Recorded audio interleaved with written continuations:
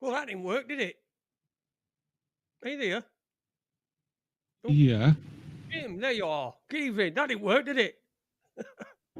What didn't work? I was looking at some nice imagery. Was there supposed to be audio as well? I Yeah, seen. they were a song, mate. They were a song with it. Were the people who grin themselves to death, which popped up today. 10 years ago, we made that, and it's about Queen, and it's all about people. Well, it's called the people who grin themselves to death, smiled so much they failed to take a breath, and even when their kids were starving, they all thought the Queen was charming, which I thought is a fucking which would have been great if I'd if I'd have been able to get it going properly on fucking work, but it didn't work. So never mind. Okay. What happened to the audio? Do you think? I don't know. I don't know whether it had come through or what. I don't know. I can't fucking quite work it out. If does it say share audio system window. See that don't come up on the. Hang on. Let me see if I can fucking do it. Yeah. I don't think it does. I think we've fucked it anyway, but I'll see if I can try it. Let's have a look. There you go. Window. Can you hear it? I can hear something. It's like Chinese music or Japanese No, music. it's not. It don't do audio. Anyway, we'll forget that. Oh. I'm hearing something though, Jay. I know you're hearing something, but it's not going through as it fucking should be. It should sound like. Let me see on this one here. The people. Oh, poople won't work. And I even got it on fucking there. Anyway, so. I ain't got it. Anyway, good evening and welcome to Raconteurs News. No audio, wrong fucking shit. I didn't know what the fuck I were doing. But anyway, I hope you've had a good week. I'm sorry about Friday. I had such a day on Friday. I had such a fucking day. I had just tons of shit to do, and but I didn't have no time to prepare, and I just fucking thought I just can't do it. So I just didn't do one on Tuesday on Friday, and I'm not doing this Tuesday as well because I've got something on Tuesday which I can't get out of. So I will. I will. Yeah, I'll let you know what's going. It should all come back to normal next week, but I've got next week. I just can't do Tuesday. I'm going to do Friday. Can't do Tuesday. So anyway, I've got Jimmy with me today. Good evening, Jimmy. How are you, mate? I'm pretty good. It's been a quiet weekend. I done absolutely nothing this weekend. Just sat in my fucking arse. Yeah. Well, you might as well. Are you going for a bit of an Avatar look this week? I put on. I'm having a very Smurfy day today. Got the old blue tones out. Yeah, yeah. You look a bit like a Smurf. Papa Smurf, and beard, Proper, proper Smurf. Proper fucking Smurf. Anyway, I hope you're all right, mate. I just wanted to say as well before we started, just condolences to Rick, who's a listener to this show. He's in the Telegram group, and he told us about. I did read it yesterday, and I was going to put something. I just couldn't think of what I could put that would be enough. But anyway, he's lost his dad.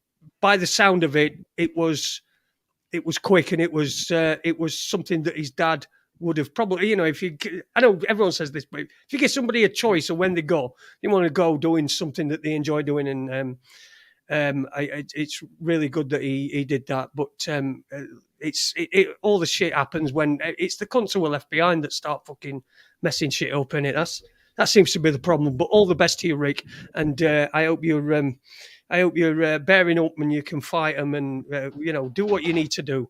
But all the best to you, Rick. Good evening to everyone who's in the chat room. Jerry, son of Mick, is in there. Health Freedom UK. Good evening to you, Robert, down there.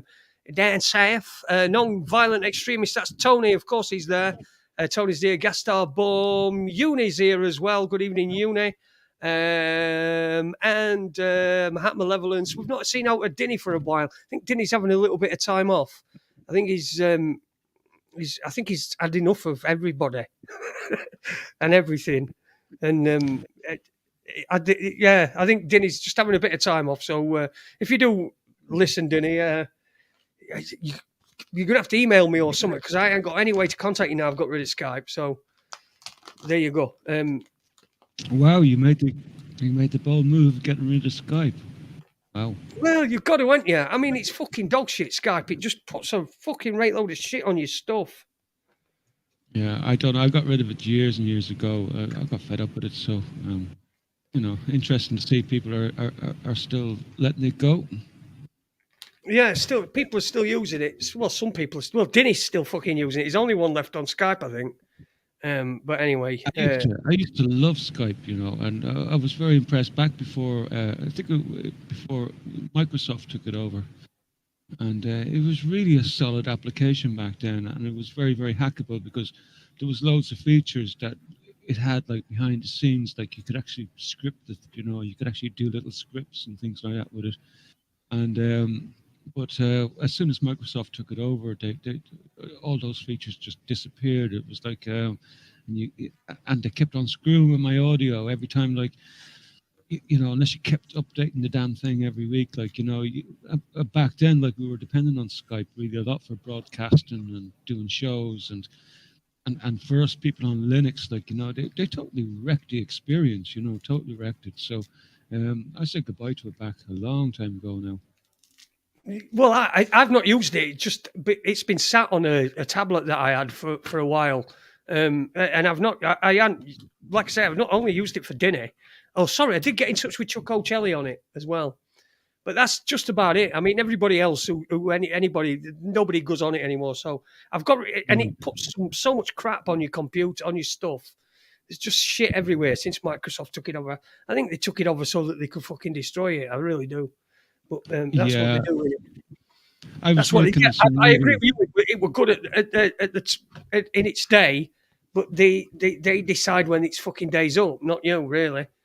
Yeah, back in the day, Jay, when it was at its prime, and I was over with PIR and MSI and those radio stations, I actually I was working on a configuration where somebody who didn't have the ability to broadcast, they could actually call a Skype account that I'd set up. You could call the Skype account, and the thing would actually load you into the server, log you into the server, fire up the freaking streaming software on my machine, and off you go, and you broadcast without any sort of like human intervention whatsoever. So that was back when it was actually a really good application and very very versatile. But, when Microsoft, that was one of the first things they killed was that ability to be able to script it. So I was very disappointed when they took it over.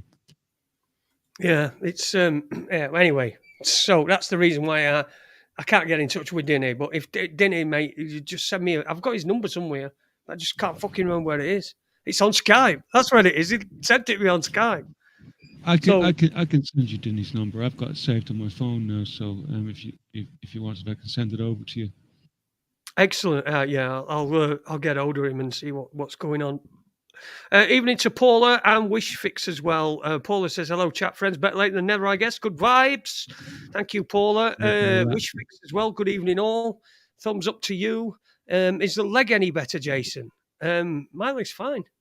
Are you talking? Oh, my new leg. I got a new leg. I had a knee transplant the other day, which is unusual, waiting for your leg to come out of surgery. And I'd be pacing about if I could have done, but I weren't. But I had a new knee put in. It's a little bit better. I've had a new socket, a new liner in my socket as well. So it's a leather liner. So now I can get in, and it's snugger. It's better, but it still needs. But I've only got 4 weeks. If I go back in 4 weeks and my stump is still the same size, then I'll be able to get a change in my prescription. So fingers crossed for that. No leg surgery for you this week then, Jimmy, I take it? No, not so far anyway, but we're running out of time this week, but next week is a new week, so who knows? Yeah, of course it is. Oh, Jake the Pake without the Rolf Harris paedophilia. Jake the Pake. Fucking Jake the Peg. Dear me. So anyway, it's all fucking, it's all going a bit mental, innit? I've seen there's plenty of stuff about.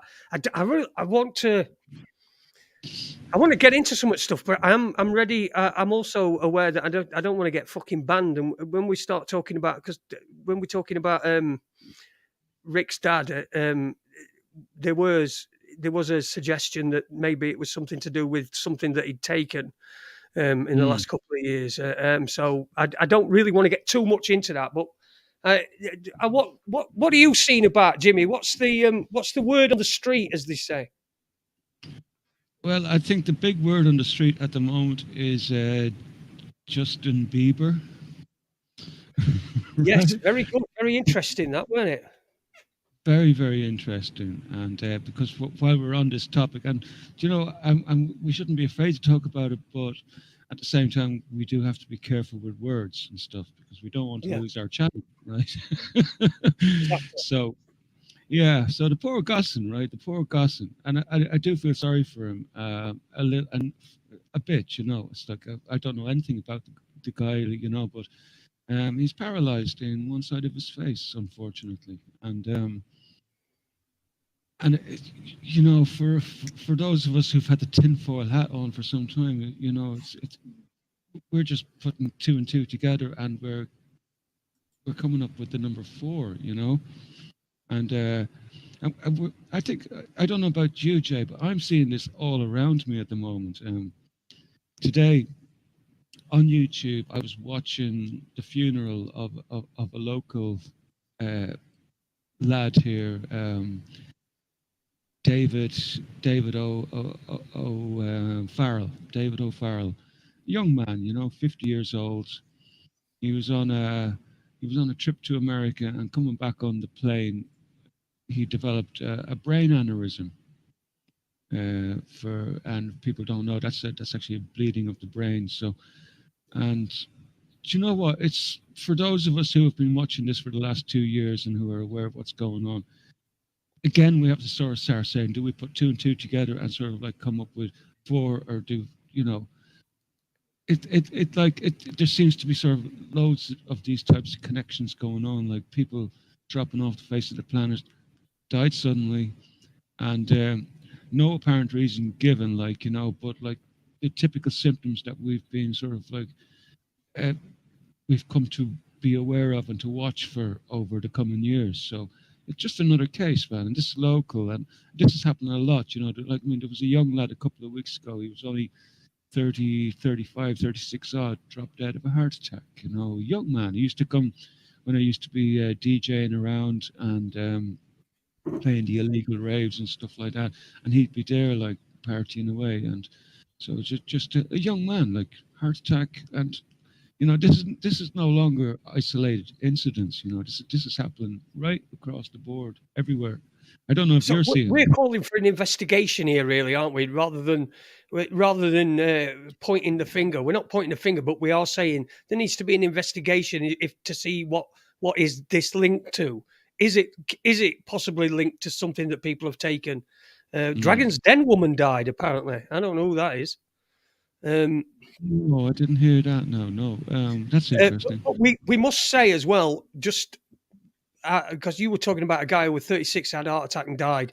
I had my first heart attack when I was 27, and that was 1997. So it does happen. We know that it Mm. happens. Yeah. Whether it's being reported more, or you know, all these things that people are gonna suggest, we actually don't know. We just want to ask the question, don't we? Yeah, well, I think what we need really are autopsies, and we need clarification on a lot of these sudden deaths. You know, I think that should be the main priority. Yeah, but it doesn't seem to be, does it? It seems to be, you know, which is sad, sudden adult death syndrome. I've seen that Um, one, Robert. Yeah.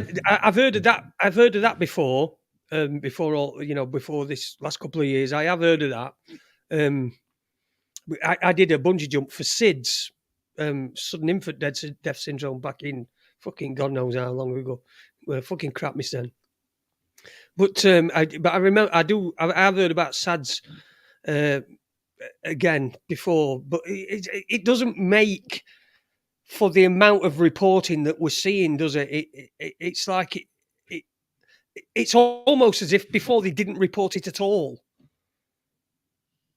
Yeah, I mean, it's been there for some time, you know, like for the last couple of years, we have been seeing from time to time young people just dropping dead on the sports field, you know, and that's been sort of like, but never on the scale that we're seeing right now. It just seems to have escalated. Like, but it was there, like, you know, there was something going on for some time. I'd say about the last 10 to 15 years that there did seem to be sort of like an unusual trend where we were seeing young people just dropping dead on the sports field. But I think nothing on the level that we're seeing now, you know. But it definitely does need to be looked at, and whether there's this whether it's considered a priority to look at or not, or whether sort of like the agencies who should be looking at these things have the willpower to actually do it. I don't know. We'll just have to wait. All we can do is just track the damn thing, and we'll never be able to draw any connections or relationships properly without this testing being done. You know, without these autopsies. Well, and you know, we're just making connections, and that's all we're doing. Like without any real data or any real ability to come to any sort of like concrete conclusions as to what the cause is, you know. So this is where we are, and I was afraid of this all along, you know, that this is where we were going to end up, like, you know, with a string of deaths from a load of variety of illnesses that we will never be able to sort of like truly be able to relate back to a single cause, you know. But yet it'll be there, it'll be the elephant in the room, and staring everybody in the face, and we're stuck without data, and that looks like where this is going. Yeah. Somebody says it's Hilary Deave, 65. I think that were her with. She were a northern bit brash type woman with dark hair. I think that's the one. She's not on. She weren't on there anymore, I don't think. But anyway, apparently she's died. So I don't think anybody had her in the death sweep, though. No. Is that that's the I assume that's the Dragon's Den lady, is it? Yes, Dragon's Den. Yeah, yes. Hillary D. Nice. So no, it's becoming, yeah, it's a fucking terrible waste. But Yeah, oh, I mean what can you do? it's been kind of obvious for a while now. Like, I mean, the other recent one that I can think of, and it was a shock and pity, was the Cara Delevingne one, and I was shocked when I seen her and the state that she was in. Like, she almost looked like she was on the verge of needing a bloody walker just to get around, you know. And do you remember? Do you remember that? Remember seeing that? I think I posted it into your Telegram group there one of the days, where she looked like she was jerking, twitching, and she was trying to hide it. She done a really good job trying to hide it, like with all these sort of like supermodel moves, you know, and twists and turns. But it was like obvious to me that like this poor girl had suffered something catastrophic, like, you know, and just another one of these unusual sort of like neurological disorders that we're starting to see quite a bit of, you know, especially in the actors fraternity. You know, there seems to be a lot going on with the actors. Like, it started off with the sports people. I was watching the sports people like a hawk, and I just don't follow it anymore, but I know that they're still just dropping off like flies, you know. And we've been seeing it in the acting fraternity, and of course, these would be probably some of the most highly Jabberwockied of the whole sort of like of the whole of the planet, like, you know, because they would need to be traveling to various different places and would need to be up to date on their Jabberwockies, you know. So it's another sort of like area that we can be looking at, but all we can do is just look at it and just sort of like come to conclusions, and we'll never have any data, you know. It's like, where's the fucking data?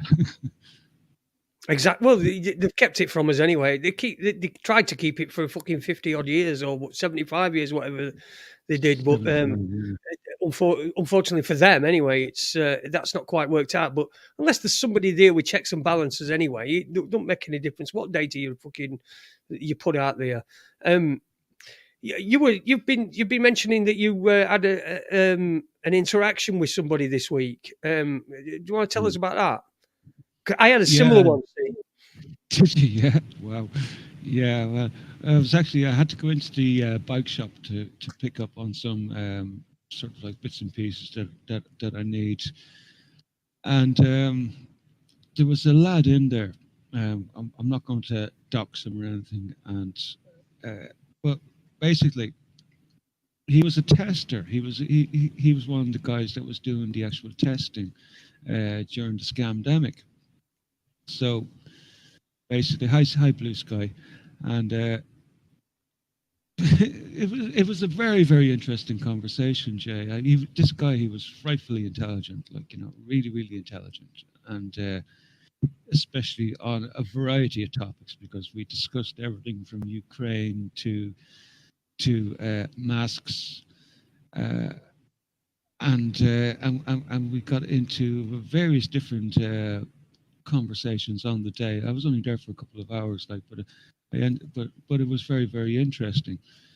But as intelligent as he was, he just hadn't taken the extra steps to be sort of like totally really confident about what he was talking about, But he had done, obviously, he had done some deep diving into what, and he knew quite a bit because the first conversation that we actually had was on the masking issues, right? Yeah, go on. And yeah, That's what mine's about. uh, That's sorry, what Jay. my story's about. The masks. But go on anyway.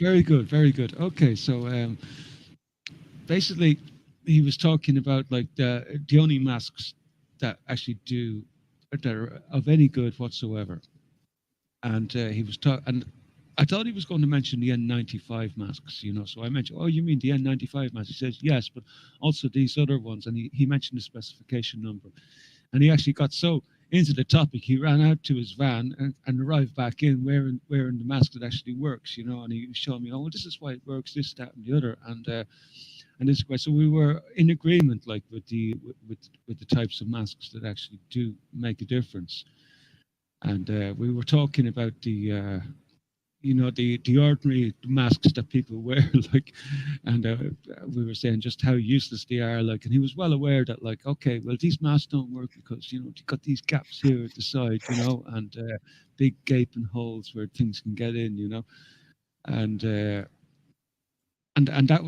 was grand, but I also had to point out that, like, the analogy that, like, trying to stop a virus with one of those blue masks is like trying to stop a mosquito with a chain link fence, and we actually got some level of agreement on that too, and while we were talking about this, Kevin, the guy who owns the bicycle shop, he sort of interjected then.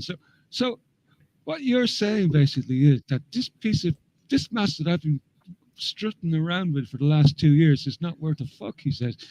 And the guy who had done the testing says, "Yeah, mate, not worth a fuck." So we were in agreement on a lot of fucking things, like, and so we ended up on the conversation about, like, how I thought it was all a load of fucking shit, right? A scam, basically, and he was giving me that look, that look that you get from somebody who they just think you're a fucking loon, right? And, Okay. but he didn't say it. He didn't outright say it. Like, he heard me out, basically. So I asked him a question. I says, right, how many people died in Ireland in 2020 from the COOF who had no existing comorbidities, serious comorbidities? And he said, I don't know. I told him, I says, 62. Then I asked him another question. He says, how many people died in 2021 from the COOF who had no pre-existing conditions and comorbidities? I don't know. And I said to him, 96. And I was confident in my numbers because these numbers actually just got released in the last 2 weeks here in Ireland. So we have a pretty good idea of who died from the COOF and who didn't. And basically, half of the people that had died from the COOF over the last 2 years were over the age of 85 as well. So, like, you had about 150 people who died from the COOF. officially, who had no comorbidities, and half of them were above 85. So, and I was trying to tell him how, look, nothing happened. It was a big nothing burger. And the poor Gosson, right? I know I'm calling him a Gosson. He wasn't a Gosson, really. Like, he's about my age, and he was looking left and he was looking right, and and you could see his eyes, they were almost going to glaze over. And but he stopped his eyes from glazing over. He said, but what about Sweden? What about Sweden? I says, what about Sweden? I says to him. He said, but there was a huge spike in Sweden, and he says, yeah, there was a huge spike in Sweden, like, but at the end of the day, what happened in the end was that it all sort of balanced out, and it turned out that Sweden turned out with the best numbers in Europe, like, and he was struggling with this. He was struggling with this data, like, because he was telling me that he was watching it. He was actually watching this very, very closely all through, but obviously he was just watching the case numbers, and so, and then I went on to tell him about Belarus, and how Belarus hadn't done anything special. They'd done no lockdowns, and they didn't have any mask mandates. And also, they turned out with numbers in around similar to Sweden and thereabouts. And he was struggling. He was struggling. You could see his brain. He was going left and right, and and he was thinking. He was trying to think what else to hit me with. Like, and he said, well, "What about Italy?" He says, and I lit up. A big smile on my face then. Once you mentioned Italy, great. Now we can get to something serious, right? So, come here. Did you hear what happened in Italy? I says to him. He said, no. What happened in Italy? I says to him, well, Italy revised their numbers. And I asked him, what do you think they revised their numbers to? And he says, well, I don't know. He was being honest, like, he didn't know. And he says, they revised their total death count downwards by a total of 94%. So basically, only 6% of the reported deaths really died from COOF. Okay, so at this stage, like, I thought he was just going to lose his mind, and he had no comeback, he had no comeback. And then I hit him the killer blow. He says, the very same thing happened over in America. America revised their numbers, I says to him. How much do you think they revised their numbers by? Of course, he answered, he didn't know. So I says, they revised their numbers down by 94%. So basically, it was something similar to what happened in Italy. And the poor Gosling at this stage, I think I had to stop there, because I think we stopped there at that point. I think he was getting the message, but it wasn't a message he wanted to hear, because it was a very, very interesting discussion, especially for somebody who was talking to somebody who had actually been so close to the front line on the whole thing. Like, I found it very, very interesting. And I was surprised, I was very, very surprised to actually find somebody in Longford, a knuckle scraping troglodyte who actually had a brain, which was kind of like, it was great. It was great for me to actually find somebody who had the ability just to throw all the news crap to one side and just actually listen to the data, because they're hard to find, very, very hard to find. So I guess that was my story during the week, with this encounter with this troglodyte in Longford. You see, that the thing, it does. They don't know what to do, do they? They don't know what to do or say, really, half the time. Mine is, I went on Thursday. On Thursday, I had to go to the prosthetics clinic and get me new knee sorted, and did all that. So I was there for about I don't know, an hour and a half, something like that. But I always, instead of, because what they do with there is they leave you in a room. You're in like this rehab room. Well, they take your leg away and then they do the shit, and then they come back and they fit it again and have a look. And then if it needs else doing it, they take it away. That sort of shit. So I was there about an hour and a half. And I always take a cube with me. I don't want to sit there fucking playing on my phone. You know what I mean? Everyone's staring at the phone, so I take a fucking cube with me. So I sit and fucking play my cube and do that sort of shit. And then anyway, so I'd done that, and I'd done about an hour and a half, and then I got to go over to the hospital in Sheffield, Hallamshire. So I did that in Northern General, prosthetic. Then I had to go to the Hallamshire Hospital for a blood test, which is what I go for every couple of weeks. Now, every now and again, the nurses said to me, have you got your mask? And I say, I'm not wearing it. And, blah, blah, blah. And they usually just walk away when you've said, I'm not wearing it. They just walk away because they don't want to get into a row. They've probably only been told that they've got to go and ask you. You know what I mean? They've got to go and say something to you. Anyway, I went along, and as usual, the fucking place was packed out.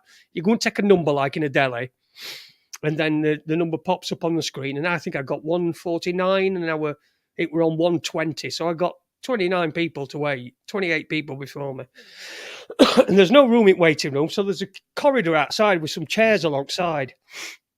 And there's people sat along those, and I got my number, and then I looked in waiting room, and I thought, I'm not going in there.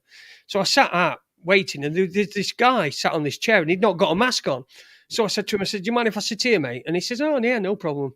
And we got talking, and I got talking with him, and it turned out he were an old DJ like me. And so, and he were about my age, and we got chatting about, about everything, about DJing, about how we can't go anywhere and do things like that. Because he worked in Ibiza a lot, I think.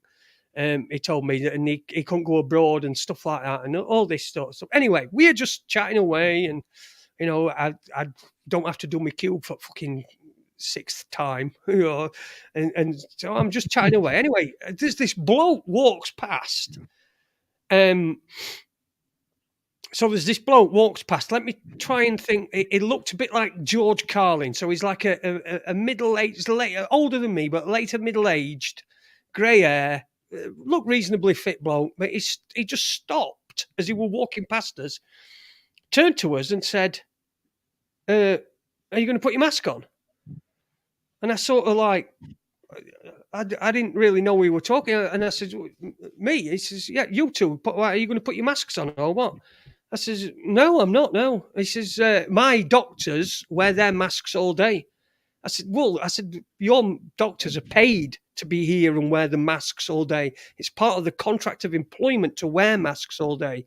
If they had their choice, they wouldn't wear masks all day. Why aren't you wearing yours? I said, well, no, it's none of your business, but I don't cover my exhaust up on my car either. But I'm not wearing it. I said to him, by the way, what are you here for anyway? He says, well, I'm here to have a blood test. I said, yeah, I know, but what's your medical problem? Tell us what's your medical problem that you're in here for to have a blood test?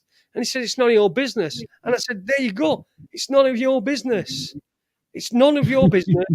And it's none of my business what's the matter with you. So just move on. What is wrong with you? Anyway, he ended up walking off. And there were a few people sat along down the side of on this corridor on seats, all wearing masks. And this last turned to me like that, sort of looked at me from side and went, fucking ignore him, fucking idiot. She says, I wouldn't be wearing a mask if I fucking, if I didn't have to, if they weren't fucking forcing me. So you'd all right not wearing a mask. Anyway, that got me started then saying, well, this is that. And that just got me started saying things out loud that people could hear around, that could hear around me. So I'm saying to the bloke, he's a fucking idiot. That was he fucking sat wearing his fucking mask. Then he's going to wonder why he's got like some sort of chronic fucking respiratory illness at some point when he's been like, it just irritates me to death. If someone sat there without wearing a mask, someone sat there doing whatever they fucking want, as long as it's not impeding me, then I don't care what they're doing. It's up to them what they do, and it's up to I also said to him as well. I said to him, by the way, I hadn't had a mask on in all of this time that we've been talking. So it don't matter if I put one on now because you're already infected. You've already been infected by me. So, honestly, after, when you're thinking afterwards, you're thinking, oh, wish I'd said that. I wish I'd said that. I wish I'd said that. That's what I were doing. But the fucking Marty old cunt. Anyway, he fucked off and I carried on my conversation with my new mate who I just sat down with, and it was pretty, it was pretty good. I went in. Nobody even in the thing when I went into the booth to have my blood taken from me. She didn't ask. I said to her, do you want me to cover me? I can cover my mouth if you want. I'll put this over my jumper over my mask, over my face. And she said, oh, no, don't worry about it. I'm not bothered. Blah, blah, blah. So, she just said, I'm not fucking, she said, it don't bother me. But it's all about, I said to the bloke sat next to me, I said, what it's about is about control. It's not about disease or anything. It's about controlling you. What they can do is they can control you. I said, it's the same as remember the smoking ban in pubs? Now, the reason they gave for that was it was a health reason. That people didn't want people in smoky pubs, which is fine. If that's what they say, that's what they're doing. But then when vapes come out, which don't smell, which are apparently no fucking problem because they were telling people to vape instead of smoking. So, but when vapes came out, they got banned as well. So there was no reason for it to be banned apart from control. I said, that's what it's all about, the control. It's the new normal. The new normal doesn't mean everybody's going to be walking about with a face mask on. The new normal is it's not unusual to see somebody wearing a face mask, and they've got that, the new normal.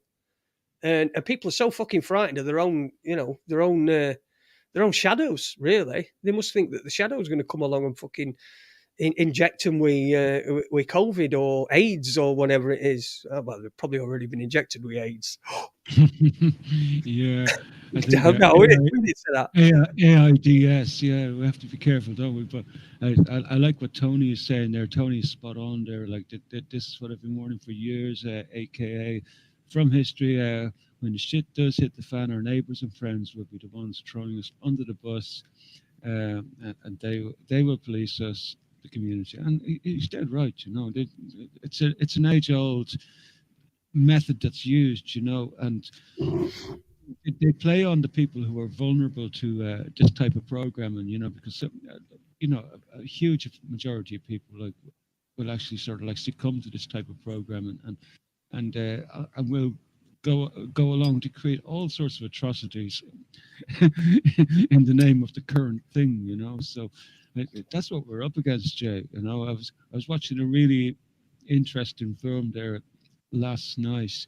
Who was it posted? I think did Chris posted in the Telegram group a Russian film, like subtitles, all about what happened in around the time of when Hitler sort of was on the rise. I should say Hitler and the Nazi were on the rise in Germany. Uni and his mates. Uni and his buddies is right. Yeah, they were on the rampage, and it started off with attacks on the JEWS, and next thing you know, it's moved on to the Poles, and it was a horrifying. It wasn't like it wasn't like a blood and gore film, but you're left with a sense of what it was like, for Poles and JEWS in that region at the time, and it was tough, but thankfully there was no gore, because I find it hard to stomach gory films, it's just not my scene, but the story was powerful at the same time. I wonder if I can get. I wouldn't even be able to pronounce it's in the Telegram group there, though, Jay. If you're interested in sitting down, if you have patience to read subtitles, I had to read quite fast because at times, because of the way the Ukrainian language is formed, to keep up, the subtitles seem to go quite fast at times, but very, very worthwhile watching. Excellent. Well, we'll find that film. Someone says it's a Polish film. I think it were Chris Partridge says it's a Polish film. So is it in Polish or Russian? Is it in Russian? I couldn't tell. I was just reading subtitles. I wouldn't know the difference between the languages there. I know they're all based along the. I think the Cyrillic is Cyrillic that is the alphabet. So I think they all based on the same alphabet, but I wouldn't know the difference. Cyrillic. I don't think it's same. I don't know. Do you know? I don't fucking know. I know a bit of Russian, but I don't know. I don't know any Polish at all, so I ain't got a clue. Polish film about a show shine guy. Shoeshine? Shoeshine. I don't know what that is. I don't know. I don't know what you said there. Yeah, yeah. Very big bin. Suffice it to say, I really enjoyed watching it. Like, it was very good, quite informative, and it kind of fills in a couple of gaps in my knowledge of what happened in Ukraine way back in the days when the NAZI were on the rampage. So, it was informative. I like that little thing you've put up there, Jimmy. If anybody can't see it, you're not helping anybody and look dumb as shit. It's about right, though, isn't it? That about sums it up, man. You know, You look found that stupid. today. Can't remember where I found it. I think it was probably the World Doctors Alliance or somewhere like that. Oh yeah, I'll have that. These chats sharing mediums becoming rarer, says Paula. They are becoming rarer because there's only so much that you can, unless you fucking got a mountain of cash and you can set up your own system. Then this is it. You've got to abide by their rules. It's their fucking platform. So yes, it's fucking terrible. It's a fucking nightmare. Fucking Yeah, what's going on in Ukraine anyway? I mean, how are we doing there? Have we? I want to also tell you about Bob as well, because Bob, who was on Tuesday. yeah, I want to tell about his. In fact, we'll do that first, then we can talk about Ukraine. Is that all right?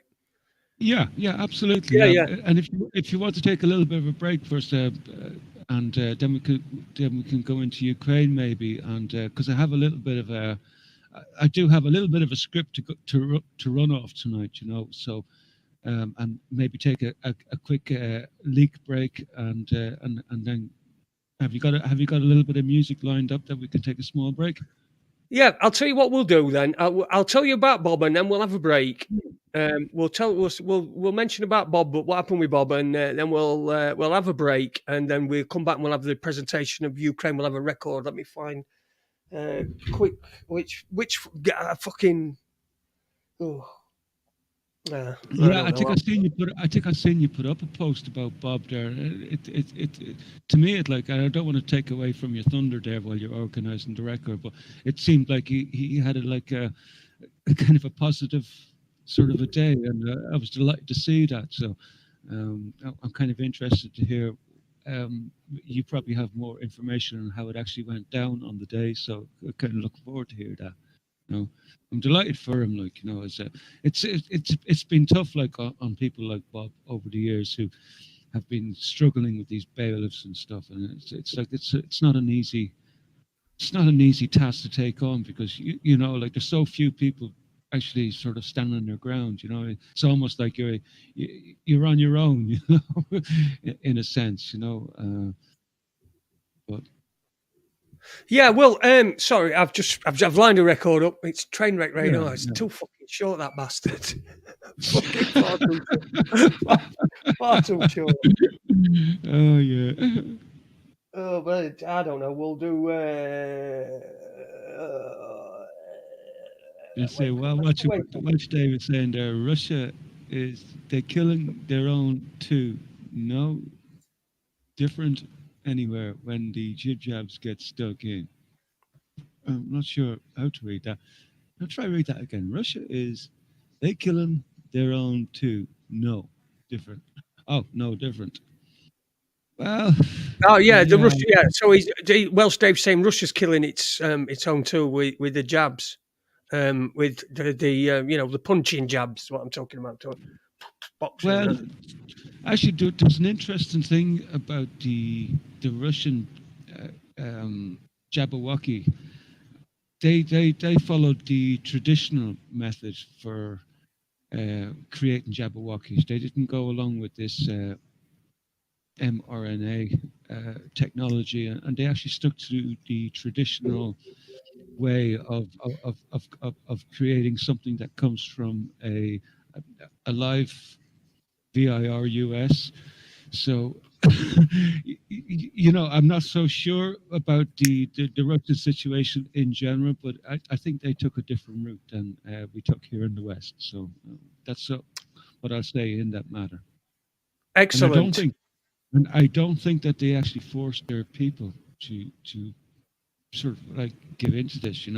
I don't think they done what they done here in the West, where you were mandated. I don't think they had those mandates. Uh, I could be wrong, like, but that's just my read on it. Yeah, yeah. We don't know, do we? I did notice there weren't really much sort of word on Russia when it was at the time when it were all happening. I think it was like centered on Austria and Australia, and beginning at alphabet sort of thing, Albania and Azerbaijan and all that sort of shit. But yeah, there were mandates in some places, weren't there? Are they still there? I mean, is there still a mandate in Austria? You don't hear anything at all about it anymore. It's like Austria has disappeared off the map, like, basically. And for a while there, Austria was center stage because they had these mandates in place, and jail time and stuff like that, and huge fines if you didn't sort of like comply. But it's like it's disappeared off the map. Yeah, it's And all fucking show, isn't it? isn't it curious too, as well, when the Russians brought out their jibby jabby, their jibby jabby got banned in the West. Who's that? When the Russians brought out their Jabberwocky, Okay. the Russian Jabberwocky got banned in the West. Mm. Do you Interesting. remember? Anyway, let's get back to Bob before I fucking forget. Yeah. Bob. Anyway, Friday, he had from 7 o'clock. He had 30 people turn up to his house. 30 people to support him. That is not 30 fucking bailiffs. And the bailiffs turned up, and then the bailiffs went. The bailiffs apparently had booked the police for the night before, and the police said that they didn't have the resources to deal with it, so that they wouldn't be able to turn up. So he's still in his gaff. He's still in there, and they said that they were going to be coming back. Now we'll find out what happens in future. But that's one win. It's a win. My problem is, I think they'll probably fucking end up doing with him what they did with Tom Crawford, where they waited for him to go out and his wife were in on her own, and they just came and took it when he weren't expecting it, so that he can't have people there again. So that's probably what they're going to do. But anyway, he's still in his house. Every day is a win. You're right, Rex George. It's every day is a win. Every day he's in his house. They've tried to take the cunt off him. This is twice now, and Bob's fighting. Be like Bob, as they say, as the saying goes. So good luck to him, and well done to everybody that turned up and helped. There is some videos available on Facebook. I need to download them, and then I'm going to show them on this show. I need to ask whether I can show them on this show. I'm sure it won't be a problem, but I will download the videos and show them on this show, so that you can see what went off. But yeah, good stuff. Absolutely fucking great stuff. Swap the house numbers, says Spanish Chicken. Fuck them. Yeah. It's like on Simpsons, isn't it? Well, I'll swap my house numbers. Yeah, well, then we're going to house next door to that. Yeah, but then... Just make sure it's your local left-wing politician.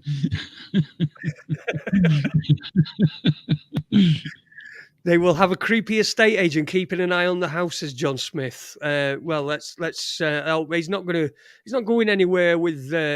We out of fight anyway, Bob. So all the best to luck to you, mate.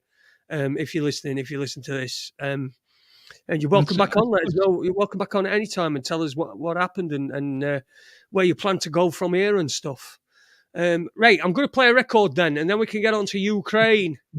Yeah, but this is before 3 minutes and 1 second. Can you do it in 3 minutes and 1 second, Jim? I don't mean the Ukraine thing, but yeah. You laugh. Oh yeah. It'll be like a jet stream. I'm going to form a chemtrail over Ireland right now with it. Chemtrail. See, that's what I used to do. I used to text my dad, because me and my dad used to work together all the time. Van driving. So if he were working, I weren't working, and if I were working, he weren't working. So I'd text him whenever I stopped at a place for a shit, and he knew the code because it'd be mushroom cloud over fucking wherever I were, Warrington, or mushroom cloud over fucking Leicester or something. And he knew that I'd stopped that shit. Chemtrails. It's chemtrails. I say it would have been chemtrails these days if you're farting a lot, wouldn't it? It would be chemtrails. Listen, more to come on Raconteurs News this Sunday night. It's Sunday, the 12th of June, 2022, the year of our Lord, if you will. Don't get me started on that. The year of our Lord, if you will, 2022. And you're listening to Raconteurs News with me, Jason Holmes, and Jimmy Hagan, who's joining us. He's going to be joining us a lot more, I hope. Anyway, I'm trying to entice him in. I've been after somebody to come on and help me on this project for a while since Andy left. But things, sometimes go tits up. AD and Webby, things go tits up. So Jimmy's doing what he can, and I'm really appreciate that. And I hope you do too. I'm going to play Wake Up, Stand Up, and then we'll be back in just 3 minutes, 1.9 seconds. 1.9, that's so precise. 1.9 seconds. Right. We'll see you in a minute. Yeah. Oh, here we go. Oh, I can't fucking hear anything. Can you hear it? I can hear it, yeah. Can you? Yeah. Okay.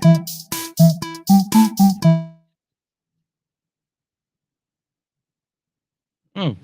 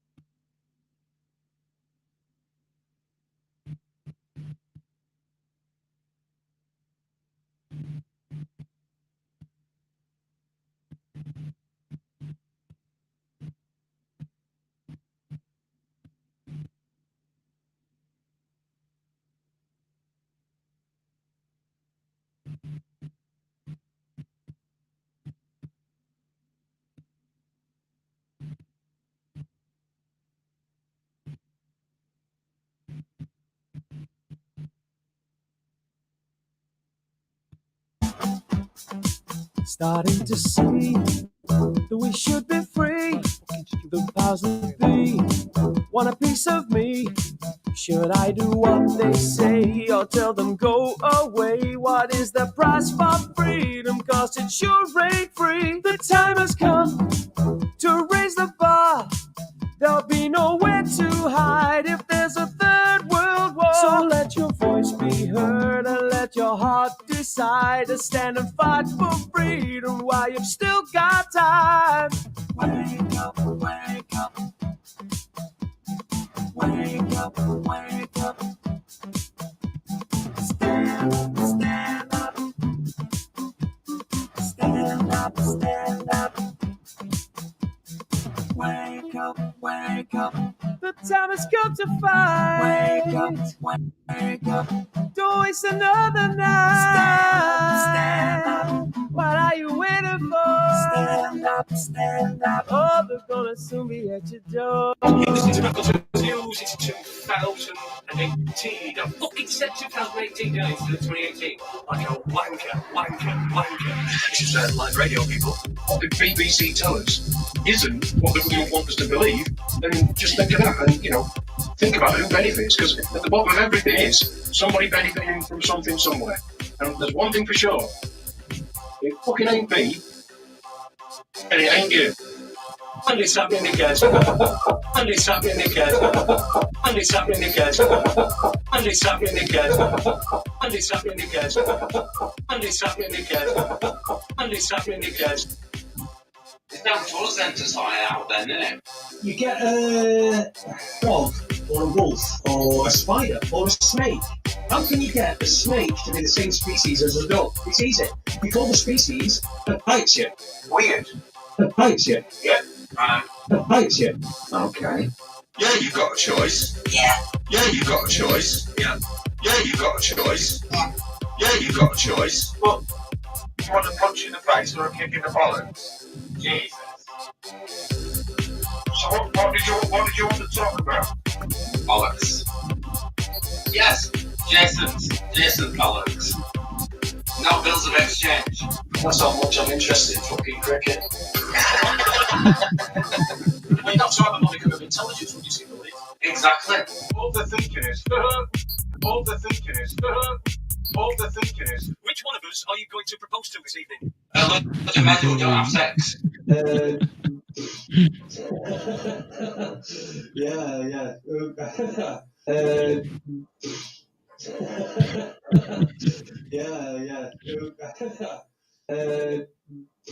There you go. There's some voices from the past there. Andy. Andy's on there. For fuck's sake, what's Andy still doing on this show?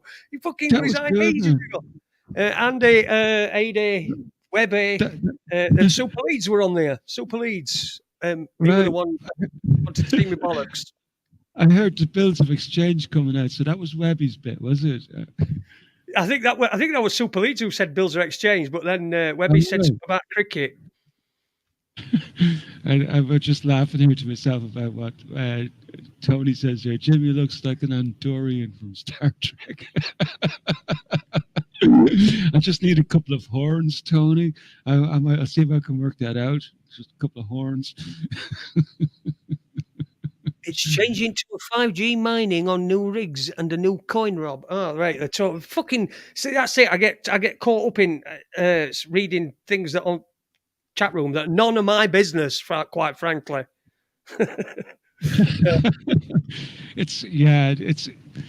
It can be hard sort of keeping track on the chat sometimes. Especially when you're trying to roll the joint as well.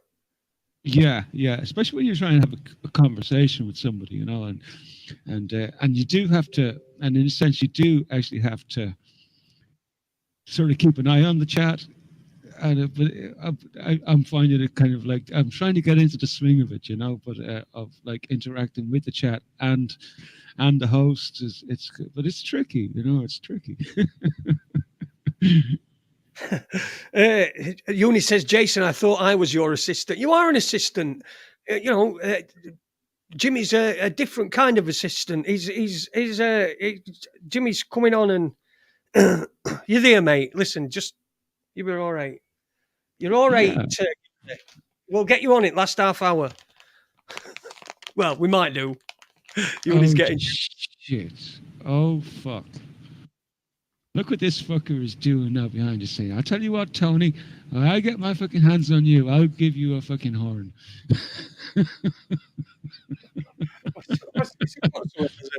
You see what he's doing there to me in fucking Telegram? He's a right troll, that little cunt. Little cunt.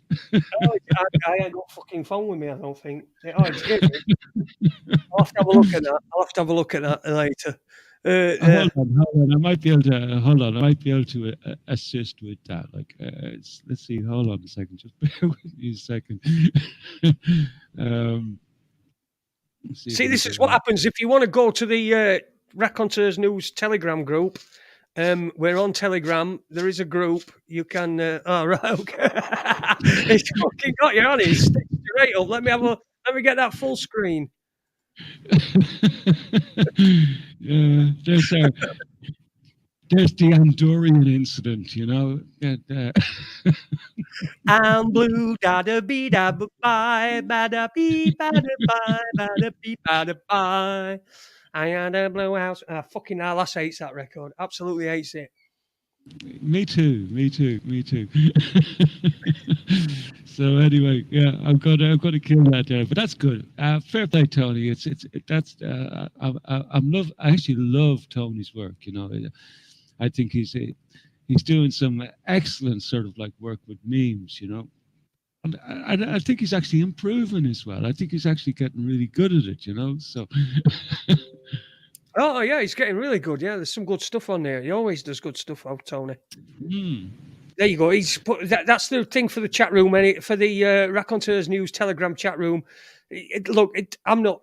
I sometimes go in there. I do. I always reading it. I'm always reading it, and it's as far as I'm concerned. I try to every now and again. I'll put somewhere, but it's for everyone else to talk along and stuff. And sometimes it's fucking desolate for days. So it's a good. It's all right. It's always there, and it's always ready, and always good to read. Always a good read. It was desolate there for a few days, and then the minute you didn't do a show, Jay, next thing you know, it just springs to life, man. And so that it was interesting. But I was thinking about your chat room there. I think remember when you started your chat room off first, and I think I was telling you I had a love-hate with Telegram groups, and that still stands. But I actually really like the Raconteurs News chat group. You know, there's no bullshit in it. Absolutely no bullshit at all. And I have to say, people don't post. It's not repetitious bullshit being posted all the time. People are actually posting some really good, nice stuff that's interesting, you know. And that's one thing I will say about the little group there. And so it's not only the chat here in this YouTube channel, which is cool. The Telegram group is kind of like coming along the same way, you know. Good, solid people, very, very sound people, and very, very well informed people, and not too many. And there's a little bit of conspiracy in it, but it's not too excessive, man. So I'm enjoying it. It's good. It's good. I mean, we had one or two people that have been, you know, that have one had to leave, coming on and wanting me to do the shows for them. Do you want to do? Can you do my show for me? Unfortunately, it was kind of my fault. Two of them left. I have that effect on people sometimes. You do, Jim. You do. You've had it on me. See, I want you to come on and do my show for me now. Hold on. Do you want me to get rid of the whole chat room now? So, Ukraine, what you put together then, my friend, for us? Well, I didn't script anything, right? But what I've done was I sort of like breathed some new life into my Google Maps sort of setup. So rather than just me sit around and give a report verbally about what's going on, I thought we'd have a little look at the map, right? And just kind of like get a feel for the countryside in Ukraine, and have a look where all these little towns and villages are, and see what we're talking about, rather than just hear about it. Because I do come on and I do say, oh, such and such is happening in Severodonetsk, and then I'd say such and such things happening in Kharkov, and it probably means feck all to people, you know. So maybe if we've got a visual on it, like it might help sort of like improve our understanding of the geography and what exactly is going on. And I've got a few maps as well too, which I want to bring to bear into it, like from a channel called Rybar, which they're putting out daily maps on progress and stuff. So that's what I was thinking about doing just for the Ukrainian segment, you know. Okay. Excellent. Who's winning anyway? Oh, there's no doubt, man. It's like who hasn't figured out yet that they've lost it. That's the only thing. So who's not figured out yet that they've lost? Yeah, but I think there's no doubt about what's going on. So I'll tell you what I'll do. I'll just get set up here, and I'll go onto screen capture mode. I'm still learning how to use this open OBS software, so you just have to bear with me. I'm a little bit. It'll be lacking a little bit of panache, right? but I'll do my best. So the question is where to start. Now, you're seeing the map of Ukraine there anyway, I assume, because I can't see your screen now. Yes, anymore, you are. We are. Okay. So if we start this week, if we start with movements over the last week, I think there's been bits and pieces going on up here in Kharkov, basically. Let's see if I can get. Is this Kharkov here? Should be. Yeah, we got Kharkov here. I had a few little dots and pieces here that I assumed where where there was certain incursions going on, but it turned out that I was totally wrong. So pass no heed on these two, but I do actually have uh, a war map of what's going on in around the Kharkov area. So we've got a clear picture because during the week there's been a lot of ordnance falling on Kharkov. Lots of missiles, and I think lots of heavy grade missiles coming in, and they're taking out. They're doing strategic drops on particular places. But if you notice over here where the cursor is right now, there's two areas which are still in Ukrainian control, and they're holding strong here on this side of the river. So from what I've been able to gather, that the forces are very, very balanced here. Like so you've got a sort of like a balance between the Ukrainians and the Russians, basically. So there's no real movement of any such, but as you can see here, these symbols here denote where there's aircraft strikes, but there's also missile strikes coming in as well too. And whoops, now so basically that's Kharkov. So there's not much happening in Kharkov at the moment. So and this is but I'm saying Kharkov, but it's also called you might have seen it spelled Kharkiv. But I've come to learn that it's actually pronounced Kharkov. So that's Kharkov. So there's not a lot going on there at the moment. It's fairly static. The Russians are just holding. They're in the holding pattern up there. That was last weekend. That's the map from last weekend. So what we'll do is we'll come a little bit further south where there was some major movements last weekend, basically. And that's in this particular area here, which is, let's see if I can pronounce this correctly. This is called Svyatogorsk. Svyatogorsk, I think. So basically, what happened here last weekend was just astounding. The Russian forces basically attacked this village. I think all it is just a village or a town, basically. It's not very, very big, but they launched an offensive on Svyatogorsk. And as soon as the Russians launched their offensive on this town, the Ukrainians blew this bridge here. Can you see where my cursor is now? They took that bridge out there to prevent the retreat of the Ukrainian soldiers. So obviously it was blown from this side. You know, they didn't want these guys leaving. So what we seen was basically a total collapse of the Ukrainian forces inside that town. Once that bridge blew, and the Ukrainians, they just ran. They dropped their weapons. I don't know if they dropped their weapons, but they ran.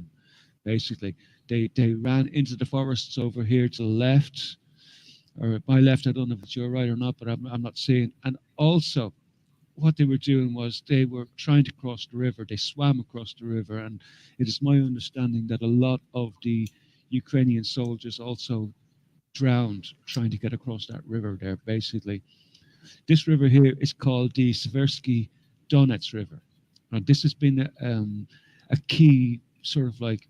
This is probably one of the most important river crossings to happen over the whole course of the war, basically.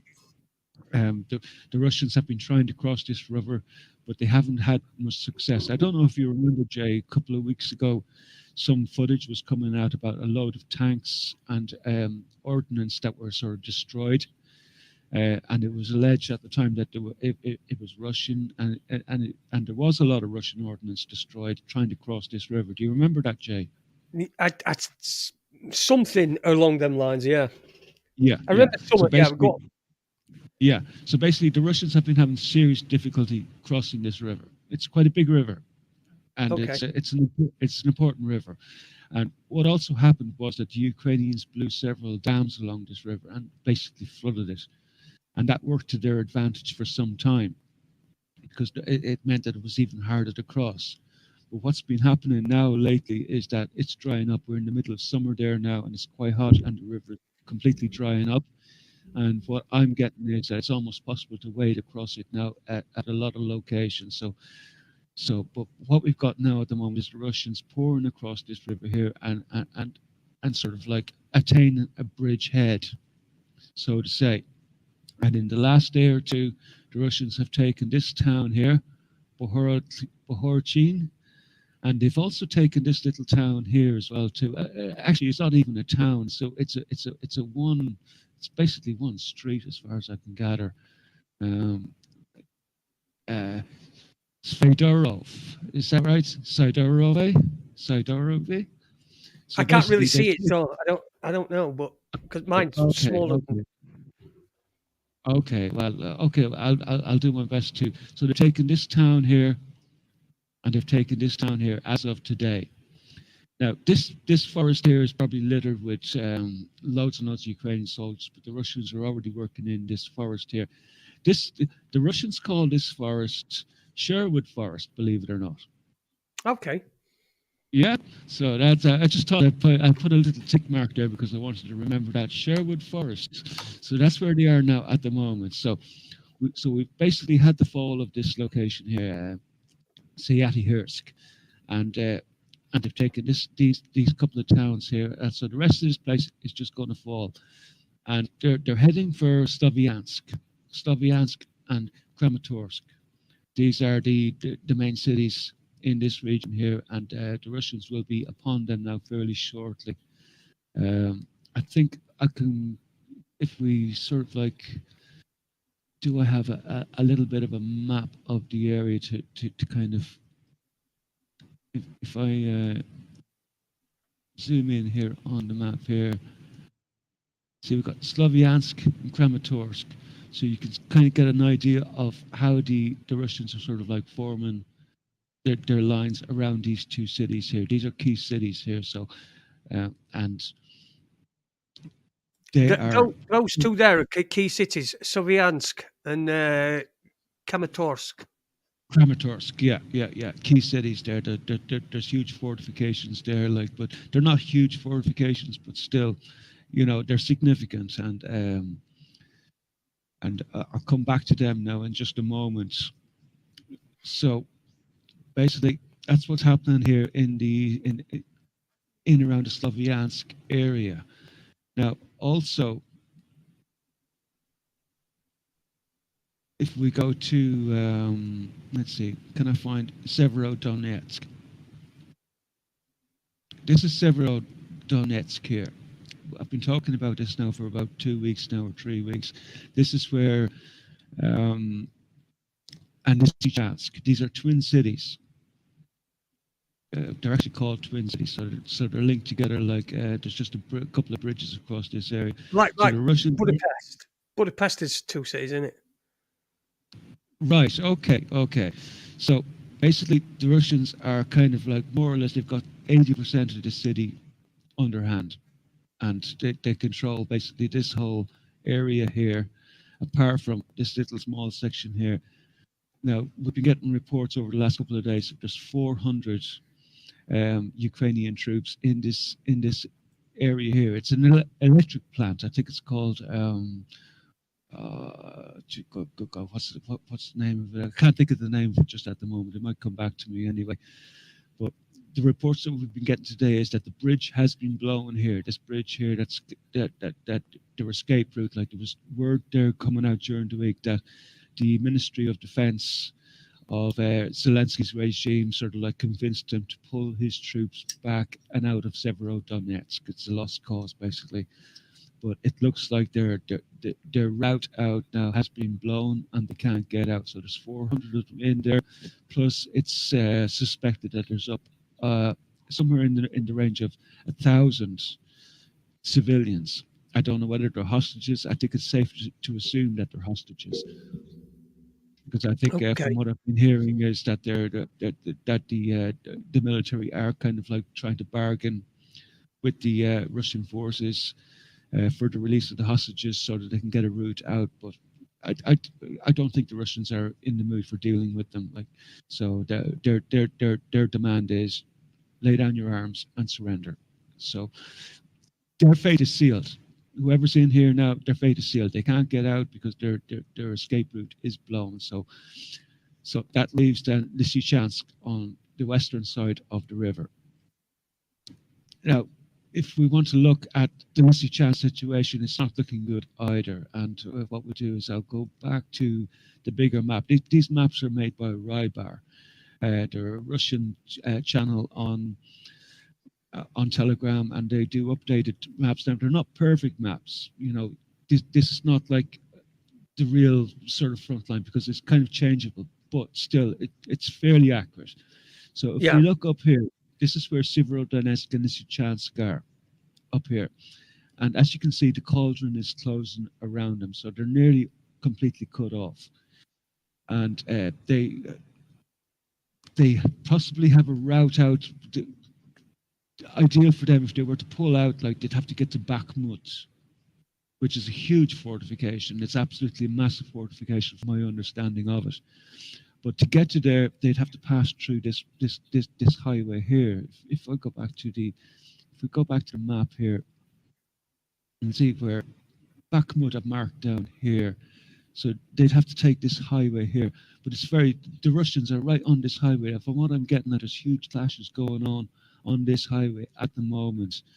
If I go back to the map, you'll see it a bit more clearly. We've got Bakhmut here, and there's that highway. Do you see where I'm pointing to there? Yeah. The Russians are right on that highway, so there's no way out that route. By my way of thinking, I don't think they can get to Bakhmut. So that would mean is that New York I can see there? Yes, New York, and there's clashes going on in New York as well too at the moment, like big clashes. So yeah, 100% New York. That's not the actual name. I think it actually has another name, but it is like it is New York basically. So if the guy, so if Bakhmut is out of the question, and I've showed you Slavyansk and Kramatorsk as well too, and it looks like the route back to there, there doesn't seem to be much point in trying to retreat to there either, because like the cauldron is forming around these two as well. So I don't know where they're going to go. They'd have to go kind of this way.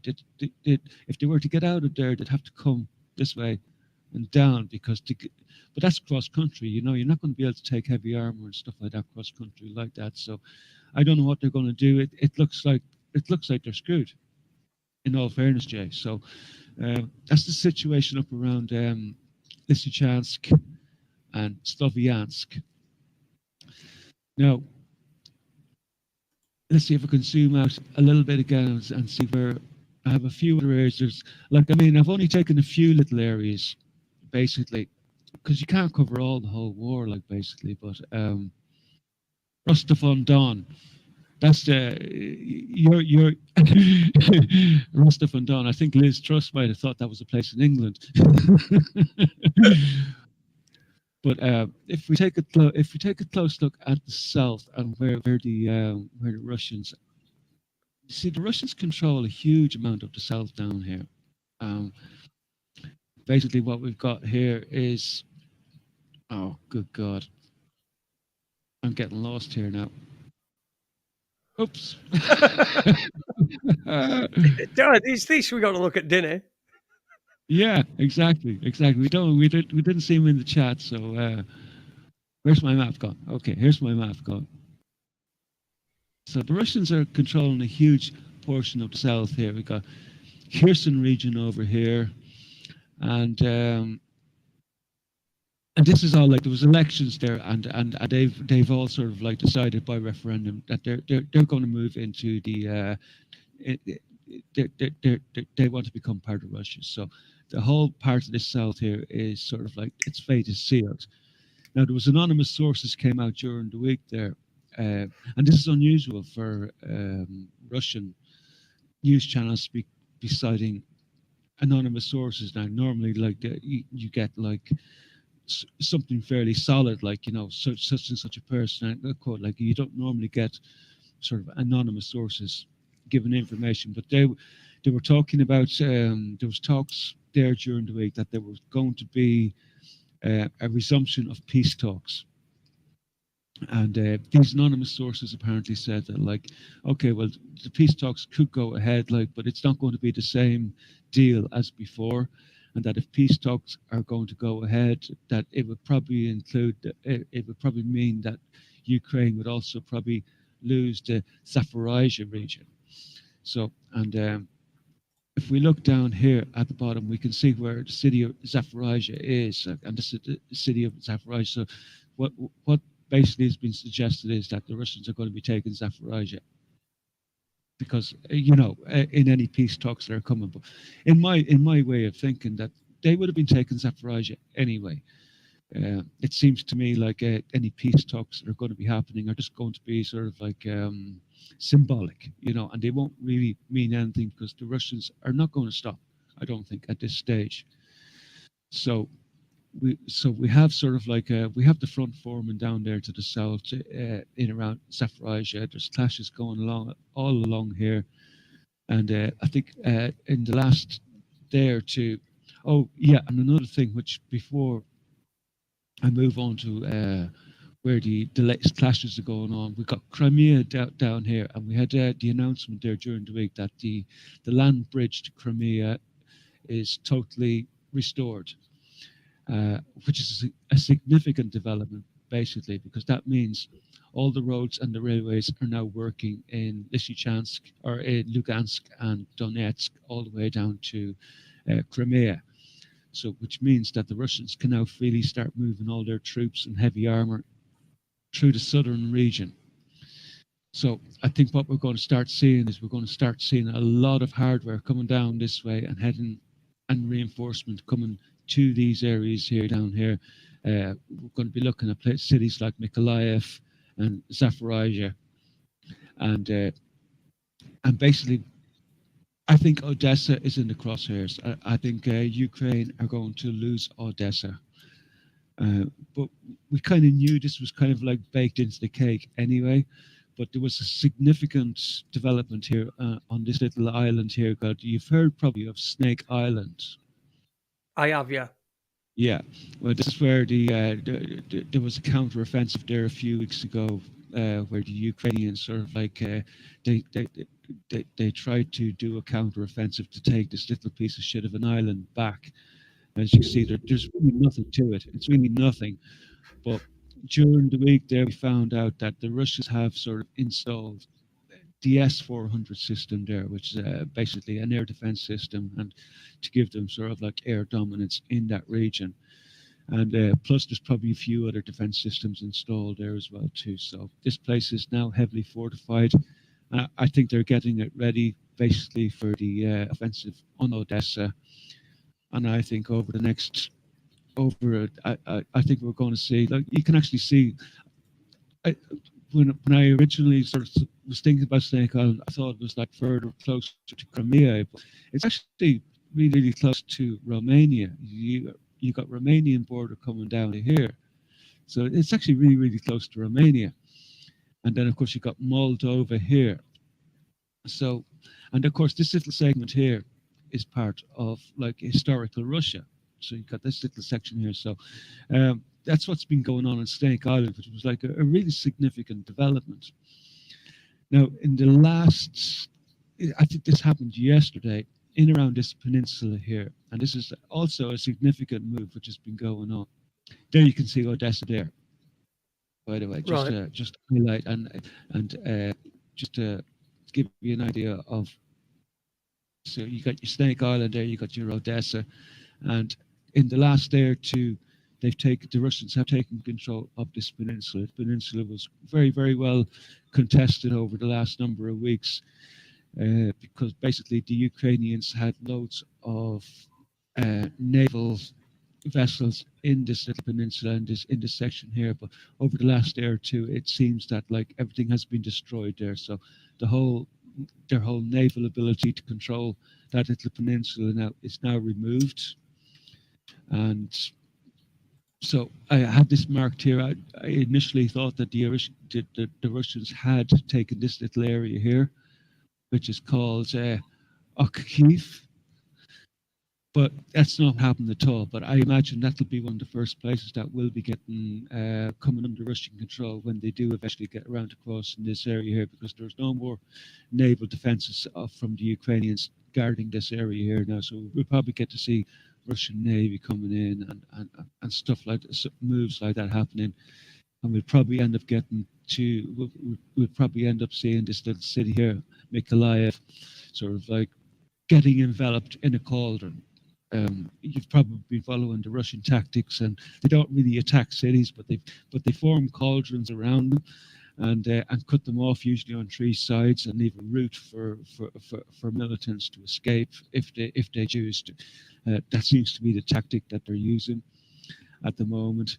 So I think over the next week or two down here in the south, we are going to be seeing moves on Mykolaiv and also Zaporizhia over here. I think that's going to be the next moves we're going to start seeing coming from south. This is I think this is the Dnipro River.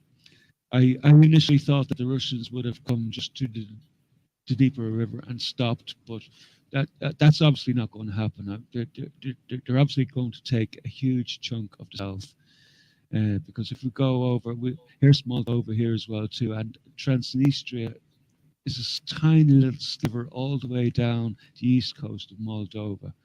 So I'm not sure. I'll have to check into how far up Transnistria goes, but I wouldn't be surprised that we'll see the Russian front line maybe come up to here in the south, which is not going to leave a lot of Ukraine, because like if they do that, that'll be all that's left of Ukraine. If they do that, it's going to be a small little sliver, and Poland will have a claim to part of that, and Hungary will also have a claim to part of it as well too. So I think when this is all done and dusted, there's not going to be much left of Ukraine. And I just wanted to, yeah, sorry, Jay, you want to? I've just a couple of questions really. One from Chris Partridge in here. He says, "How many soldiers do Ukraine have left? I mean, are we in a position where they're running out of soldiers?" And also, I wanted to ask about these so-called British mercenaries who've been captured over there. I mean, they're not so cold. They are fucking mercenaries. If they're British and they're over there and sentenced to death, apparently. First, how many are they running out of? Are Ukraine running out of blokes? Well, it's a tricky question, Jay.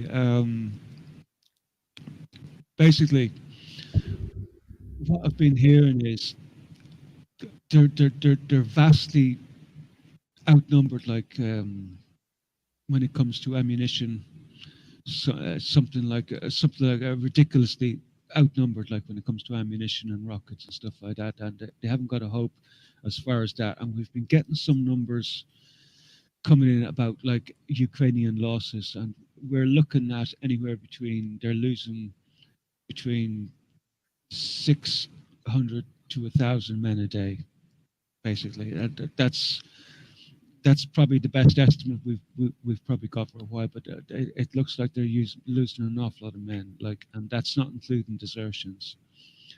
So we'll just have to, and that would seem to me probably right, because when you're looking at the type of hardware that the Russians are dropping on them, like those thermobaric weapons, they're scary, man. One of those takes out everything in about 2 kilometer range. Even if you're embedded in a trench and laying down, you just get pulverized with those weapons. Like so, I would think that they're probably losing somewhere at least 600 men a day. At least it's probably 1,000. I don't know, Jay.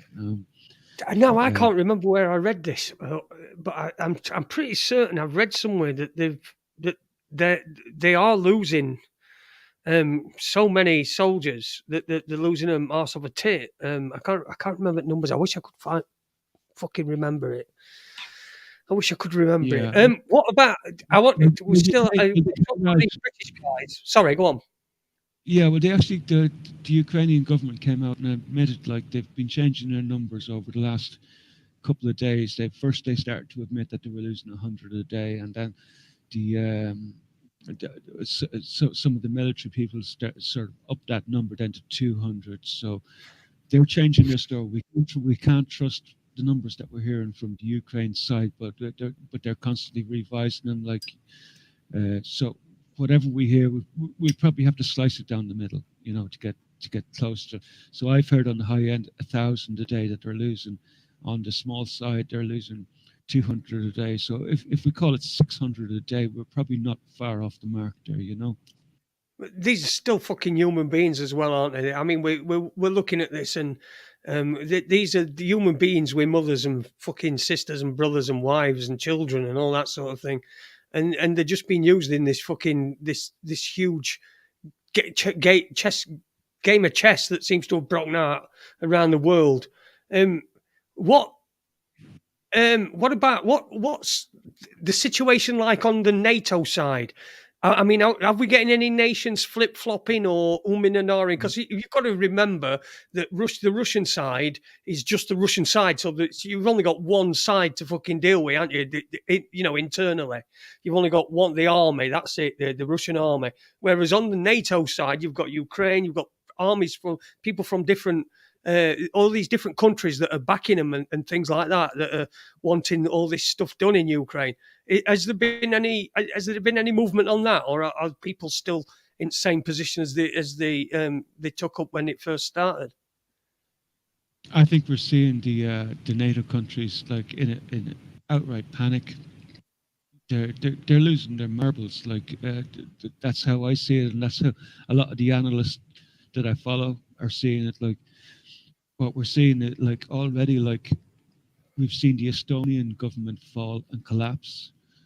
We're looking at the moment we're looking at a collapse facing the Bulgarian government over all this crap. You know, even in England, there we're also seeing the same happening. The Johnson government is falling to pieces. He'll be gone in a couple of weeks, but the way I understand it, he's not long for this world.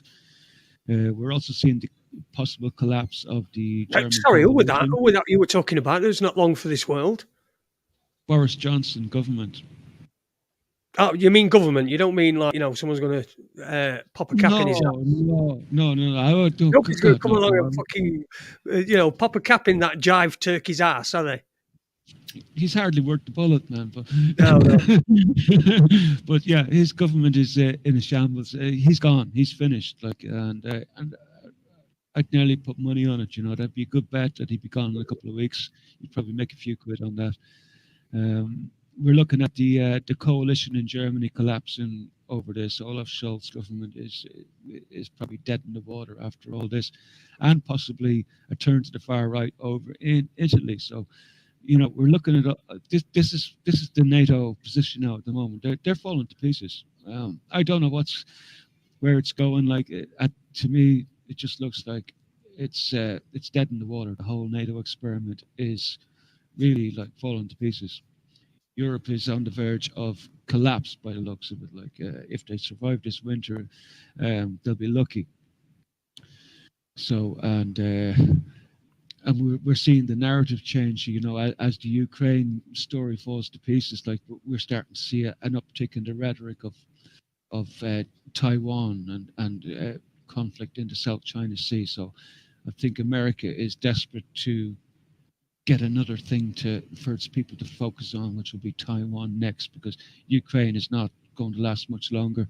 I think Russia fairly have it under control. They're not in a hurry, you know. It's not they're not in a hurry with it. Like they're just taking their time. And it's like every day I'm just seeing like a village here, a town there, maybe 2 or 3 little places a day are falling, but they're falling at a steady pace. And I think America are going to have to change the narrative, and they're going to have to move to another war, because I don't see they have any other choice.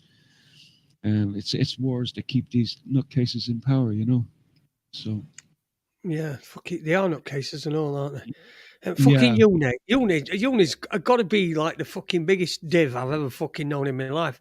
That comment he made in fucking chat room then. Earlier on, there's civilians in this, but that's what you get when you fucking live in a place. You live in places like this. Like, these people have got a fucking choice. You know what I mean? It's and we're talking about somebody who's fucking living at home with his mum and dad, who's got obviously got no choice. And how would he feel if, you know, if it was that? And I said something happened to him, and I said, well, if you will live in these places, you know, I just crazy fucking. I just don't know where that boy's going. I just don't know where he's fucking going, but he needs to straighten up and fly a bit left. don't say straighten up and fly right to him, for fuck's sake. They would all be fucking massacred then. It is kind of important, Jay, though, to keep track on the human side of it, because there is a human side to all of this, and like a lot of these people, like, they're just ordinary people, and, Yeah, of and, course and they are. they never wanted to be in this situation, don't want to be in this situation, and would dearly love to be able to find an easy way out. And look, we can't lose sight of that, it's important. Yeah. And there was one more thing. I just had one more thing on this little map now I want to bring us back to. And, Okay. And if you've been following along what's been going on in Donetsk. And Hey, we can see this. There you go. In Donetsk, we've been sort of like having serious problems over the last week or two, like with a huge amount of artillery being pumped into civilian areas. So, like, and you should keep in mind that this city Donetsk, there's a lot of, this is just a civilian area. There's very, very little military there at the moment. Most of the military is on the front lines. So these are just ordinary people getting shelled here with cluster munitions and NATO weaponry. I think some NATO weapons were found at some of the bomb sites here in Donetsk over the last couple of days. And I've identified this town here, Avdiivka. This seems to be the place where a lot of the shelling is coming from, where all the shelling has come from, is Avdiivka. Now, 2 days ago, I think, was it yesterday or the day before, a huge mushroom cloud was filmed from Donetsk in this direction. And I saw that. Yeah, I saw that yesterday. Yeah. So something big was taken out there over the last day or two. So I'm going to be keeping an eye on this and see if the shelling continues in Donetsk. It should be interesting. And I promise you, I didn't go and have a poo there, right? But anyway, and that was the last little bit I wanted to tighten up on this little map, like, because it was just one of those things I've been I was lucky enough just to catch one of the Russian channels, and they highlighted this area here as the area the shelling was coming from. So that's what's going on there. So hopefully they've managed to take out some of that military hardware that's there, dropping stuff on civilians. So that's hopefully a little bit of something positive going for the people of Donetsk. Yeah, we didn't talk about these guys, these British guys. I mean, what's the story with them? Right. Well, we've got several British guys, but they haven't been tried. We've got Andrew Hill as well too, and something really, really strange came out about him today as well too. But if we talk about Sean Pinner first and Aidan Aslan, and they were sentenced to death there during the week, basically, and along with a Moroccan as well too. What's his name? Sadoun Brahim. So we've got Sean Pinner, Aidan Aslan, and Sadoun Brahim. Now I was watching videos of when the mercenaries were being sentenced, and it was pretty clear that Sadoun Brahim, the Moroccan guy, was pretty clueless about what was going on. He clearly didn't understand, and he kind of had a little bit of a smirk on his face, and he was looking around, looking for hints of what was being said. So he had no clue what was being said or what was going on. So, but Sean Pinner and Aidan Aslan, it's clear that they do have some understanding of the Russian language, and you could tell by their expressions that they were not really very, very happy campers on the day. You could see their heads drop, and I feel for them. I feel for them. But look, at the end of the day, they've put themselves into that position. If I have it here, I have a post here, sort of like admitted to violating Article 232 of the Criminal Code of the DPR, training in order to carry out terrorist activities. And crimes under that article are punishable by imprisonment of a term of 15 to 20 years. In addition, They also pled guilty to actions aimed at seizing power by force, a crime provided for by the article of 323 of the Criminal Code of the DPR, and it is also punishable by a term of 15 to 20 years. And in the presence of aggravated circumstances in a wartime by death penalty. However, both of them did not plead guilty under Part 3 of the Article 430, participation of a mercenary in the armed conflict of hostilities. So what I'm gathering is that they're not claiming that they were mercenaries. Is my understanding of it, and that they were actually participating as regular soldiers in the Ukrainian army. So going to have to keep a close eye on this. This is going to play out very, very quickly. I was listening to Pushlin. I've seen comments there about Pushlin today, and he was saying that he sees no reason to commute or sort of offer a pardon to any of these men for the crimes that they've committed. Now, I know that Aidan Astlin and the other gentleman, they're trying to reach out to the British government for them to intervene, but the British government seems to be in a little bit of a pickle, really. You've probably noticed there during the week that Liz Truss, the foreign minister for England, she was having a to and fro with Lavrov and Maria Zakharova from the Russian side, asking for them to intervene and do something. And the story coming back from Maria Zakharova was that, basically, look, it's nothing got to do with us. These are prisoners of the Donetsk People's Republic, which has nothing got to do with Russia, really. And that's the truth, that's where it's at. And if England were to get involved in this, they would have to recognize the court of the Donetsk People's Republic, which I don't think they're willing to do. This would be all part of probably the NATO stance. So, because they don't recognize the independence of Lugansk and Donetsk. So, and that's why this to and fro is going on between Russia and England. But Russia don't want to get involved in it because they're saying it's nothing got to do with them. And if they want to deal with it, they're going to have to deal with the Donetsk People's Republic and actually recognize them as an independent republic. So we're going to have to wait and see how this plays out. So clearly, these men are being used in a geopolitical sense. You can actually see how the geopolitics is playing out.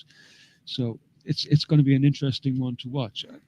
I don't want to see them get killed either. I don't want to see them shot. But at the end of the day, we don't know what they've done either. They could be guilty of all sorts of crimes, for all I know.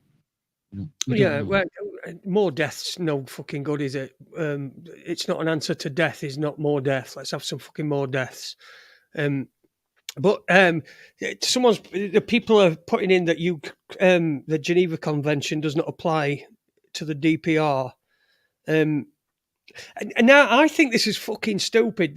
But having fucking laws in war, I mean, it's a fucking lawless thing. It's in itself, it's a crime.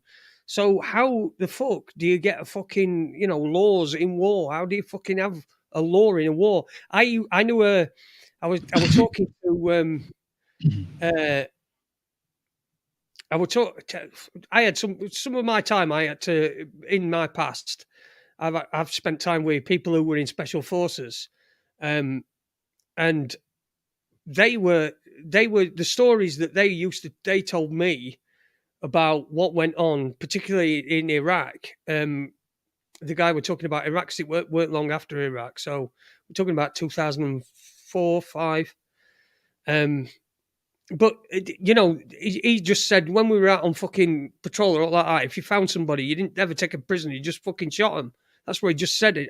In his weird side, his Sunderland Macam accent, he just said, we shot the cunts. We couldn't be asked to take them back, so we just fucking shot the cunts. And you see, that's how lawless it is. I mean, it's just fucking beyond. I don't know how you can just fucking shoot somebody just because you can't be asked to fucking walk back. You could walk past them, couldn't you? But this is what sort of people we're dealing with. We've got people that have been fucking so brainwashed that it don't fucking matter, that they lose sight of it. They lose fucking sight of being a human being, and I just think the war thing's just like fucking decorations to put around wars. Well, we stick to, and of course, it doesn't matter what your side, you're always side, whatever side you're on, you're in the right. So you're not committing any crimes. It's just bizarre to me that people that think that, oh well, that's in breach of the Geneva Convention. Oh fucking, they don't give a fuck about Geneva Convention. They don't give a fuck about fucking Nuremberg trials. All the things that the Nuremberg trials were supposed to eradicate have all fucking sprung up again. And as people say it, and then if you'll say it to somebody who'll mention Nuremberg trials, then they'll get fucking, they'll get all defensive and fucking insulted that you think that you're calling them a fucking Nazi. And you're not. You're just mentioning that what's being done is fucking illegal. It's just fucking crazy shit, man. Just crazy shit.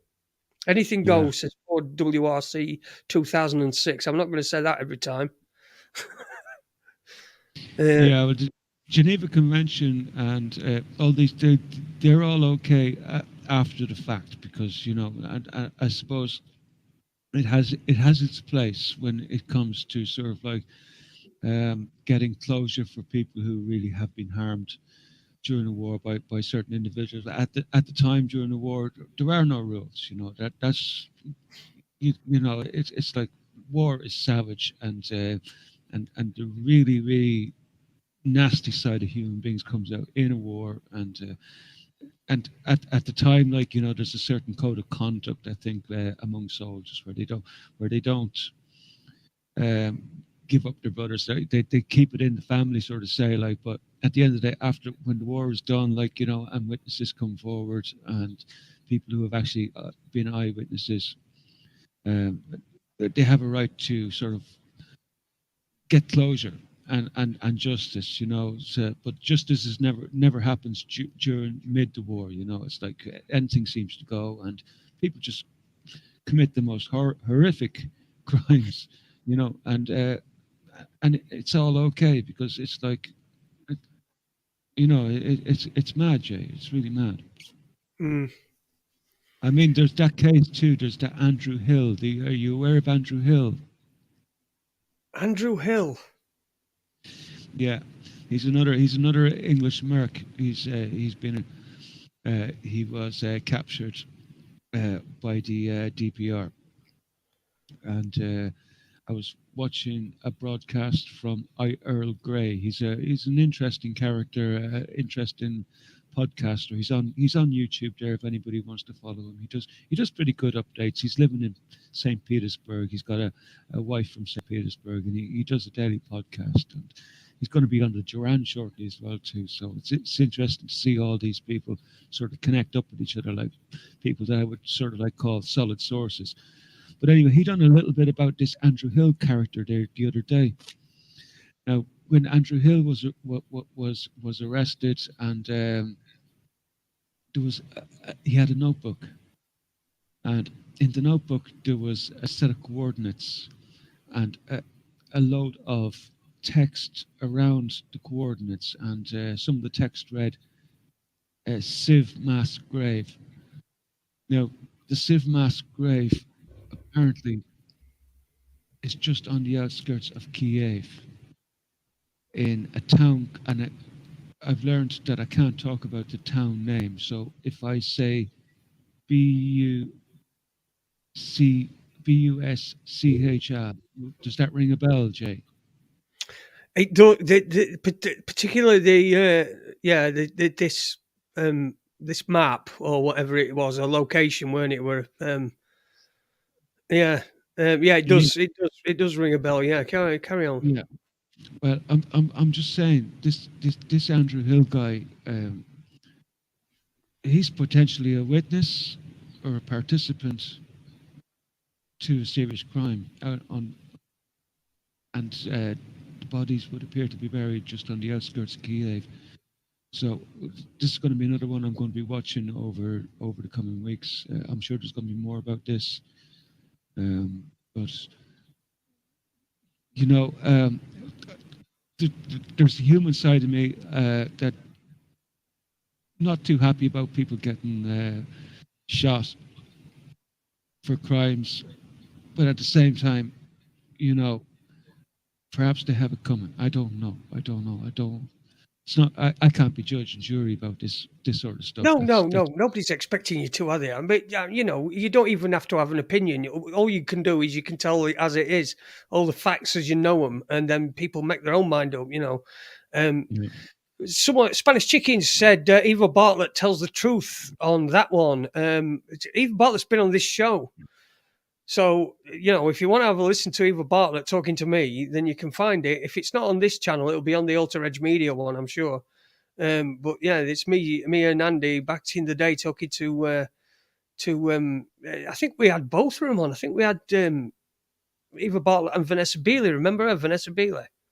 I was watching Vanessa yesterday on the UK column. Yeah, she does be on UK column. Yeah. I think we had them both on the show. We definitely had Eva Bartlett on. My memory's terrible, but I know I've definitely spoke to Eva Bartlett. She were really quite nice because it were what were going on were now I best shut my mouth. I don't want to get somebody into trouble.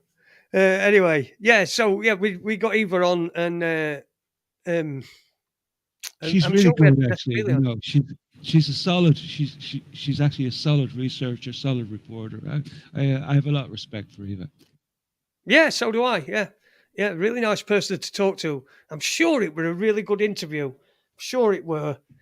It were back in day. It must have been about 2016 or 17, something like that.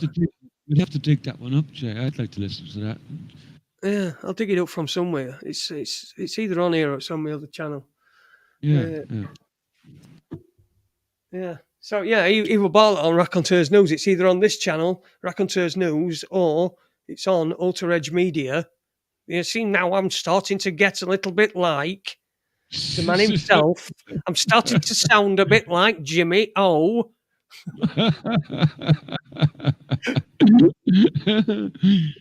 It's all good, man. It's all good, man. It's all good. She was originally covering Middle East. Yeah, she was doing Syria and that sort of thing, weren't it? She was, yeah. Fucking a UK fucking MI5 column. Ooh, there we go. She was actually getting shot at in Palestine, you know, while she was down there covering the troubles in Palestine. She was actually getting shot at down there, bullets whizzing all around. Yeah. She's a serious girl, man. She doesn't fuck around, man. And I think it's come to light now that she's on one of these kill lists in Ukraine. Her name has actually appeared on one of the kill lists of journalists. So I hope she'll be all right, you know. But yeah, she'll be all right. She's she's survived fucking more than like being a name on being on a fucking piece of paper, for fuck's sake. My name could have been on there. I don't give a fuck. I'm not even a journalist, man. I mean, what you fucking put me on there for? I didn't do it. What am I doing? I'm only doing the show. I'm just trying to, talk to people. Can't you leave me alone?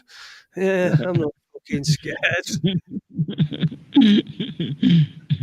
Oh, dear me. Yeah. Well, listen, it's what it's all about, though, isn't it? Paul has said, can we have an uplifting ending, please? So, it's all about your world. The only thing that can get into your world is what you allow into it.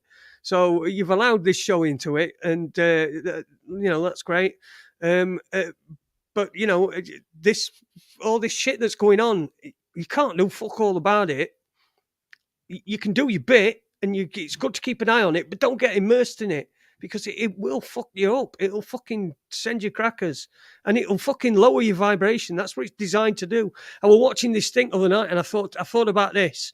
I thought, right, there's all these. I watched this. What were it? With me and my missus. It was on Friday night actually, when I should have been on, when I should have been working. But instead, what I did is I'd had a hard day, and then I said to my missus, come on, let's go out for his tea. So we went out and had a meals, and we came back. We were back pretty early, like, only about fucking 7, 8 o'clock.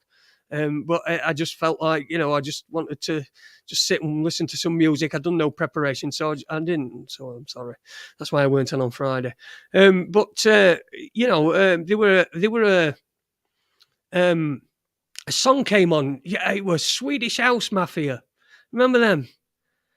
Swedish House Mafia, and it were a video. We'd just put some music on just to chill out to, and it were a music channel, and we were watching it, and I'm watching this this Swedish House Mafia, and they're singing this song, and there's all these people there, hundreds of thousands of, like 200,000 people there, whatever it fucking were. There were fucking tons of people there, and they're doing this fucking gig, and it's got this like fucking weird it's got this like fucking weird thing where like these symbols, all fucking shit coming up behind them and all that sort of triangles and all that bollocks, and all fucking people were going absolutely mad. And I'm thinking to myself, what these fucking symbols? It's not these people that are doing this. These people that are these musicians or these fucking whatever DJs, producers, they're just doing the fucking thing and doing the music, and then someone's there fucking putting all these fucking symbols behind them, and all this euphoria coming from this fucking music. All this is being directed at these symbols, and so these symbols and what they represent is getting all that energy, all that positive energy. Because energy's like everybody. You can tell when you walk into a pub where that there's going to be trouble, or you can tell when so all that positive energy is being directed at this fucking symbol, whatever that represents, is dragging it all in, and it works fucking both ways. Don't forget, they've had 2 years off of this, so they've not been able to do it because people not been gathering together and not being able to fucking worship. So they're just as bad off as fucking we are. So yeah, it's all I'm saying is you make sure your world's fucking right, because that's all that matters in end. Just your fucking world. That's all that matters. And don't get fucking bogged down in it, because it just ain't worth it. It really ain't worth it. And this is years and years and years of experience. By all means, research things, look into things, but just don't get bogged down by it. And certainly don't get fucking obsessed with it. Go on, Jimmy. I'll give you a last word because we're up to 2 hours. Let's have a last word from you, Jimmy. Well, I just wanted to say that last little rant from you is just spot on the money, and it's important that to remain sane in this crazy environment. Just don't let it sort of bog you down, and that's the really most important thing. Otherwise you'll just lose it. You'll just lose the plot. But I think we're all right here in this chat. We're not too bad. I think everybody here is pretty good at a bit of critical thinking, and they take a little bit of a lighter look at the conspiracy side of things, and the crazy side of the conspiracy thing helps a little bit. You need a little bit of an outlet just to get your mind away from all the other bullshit. But just don't you're dead fucking right, man. Don't let it get you down. Really, it's important. It is. Yeah. So, Paul, I hope that's a high enough. It's uplifting enough. Don't forget, we've had a bit of good news with Bob as well. John Smith, this is something he posted from earlier. This is John Smith. He said a case in Liverpool where a judge would not order a possession order because a Bank of Scotland couldn't find a mortgage deed. The bank wanted 2 years to find it. So there's good news about. There is good news about, and as long as you cling to that and don't and cling on to them and let the other ones fucking pass you by. Because you're fucking wasting your fucking life if you're just waiting for it to get better. Make it fucking better. Anyway, that's enough from me. I feel a bit like that fucking Tony Robbins. Now I should start charging you all 50 pence for a tape. I'll send you a tape through post. You're gonna go out and buy a tape player. That's going backwards a bit, isn't it? Let's go backwards. Let's go back, please. All right. Well, thanks a lot. It's been absolutely brilliant tonight, mate.